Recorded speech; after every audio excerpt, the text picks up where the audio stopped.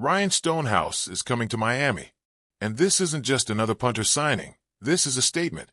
A move that raises eyebrows, sparks debate, and for some, might even bring a smirk. The Dolphins are getting a guy who, when healthy, doesn't just punt. He launches missiles. The news broke through Justin Mello of the Draft Network and later got the stamp of credibility from Barry Jackson of the Miami Herald. Stonehouse, the former Tennessee Titans punter, was set free into the market after the Titans curiously chose not to extend him a restricted free agent tender. And here's where it gets interesting. We're not talking about some average punter lost in the shuffle. We're talking about a player who shattered an NFL record in his rookie year, then matched that record the following season. In 2022, Stonehouse rewrote history, averaging 53.1 yards per punt, a mark that stood untouched since 1940. In 2023, he did it again. And then, the nightmare, an ACL tear, an MCL tear, and a broken bone in his plant leg. A brutal end to a promising season. Fast forward to 2024, and Stonehouse was back. Not quite the same, but still booming punts past the 50-yard mark. Yet, his net average took a dive, from 44.3 in 2023 to 38.3. Hang time. A concern. Placement. A bit inconsistent. The Titans decided to go in a different direction, bringing in 35-year-old Johnny Hekker, a legend but years removed from his prime. And just like that, Stonehouse was looking for a new home. Let's not ignore the real twist here.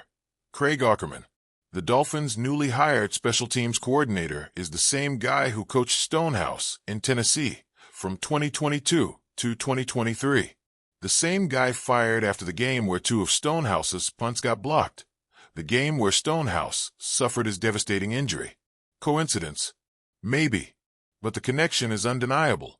Aukerman believes in Stonehouse, and now they're reunited in Miami. And that means one thing. This is not just another depth move. This is a strategic play.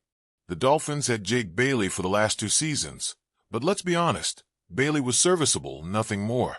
His 47.1-yard average last year, middle of the pack. His net average of 40.1, below average. Miami's punting game has been a revolving door for years. Matt Haack, 2020. Michael Palardy, 2021. Thomas Morstead, 2022. Bailey, 2023 to 24. Now, Stonehouse enters the mix as the 5th different punter in 6 seasons. But the question lingers. Is this an upgrade or just another name in the cycle? Stonehouse's leg strength is undeniable. Even post-injury, he ranked 3rd in gross punting average last season at 51.0 yards per punt. But here's the flip side. He was dead last in net average among 29 qualifying punters. That's a problem. And it's not all on Tennessee's coverage unit. His 4.12 second hang time ranked 35th out of 41 punters. That's the kind of stat that raises red flags. Yes, he has power. But does he have precision?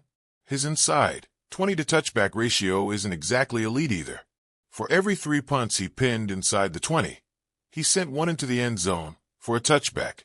In 2024, only 3 punters in the entire NFL had a worse ratio.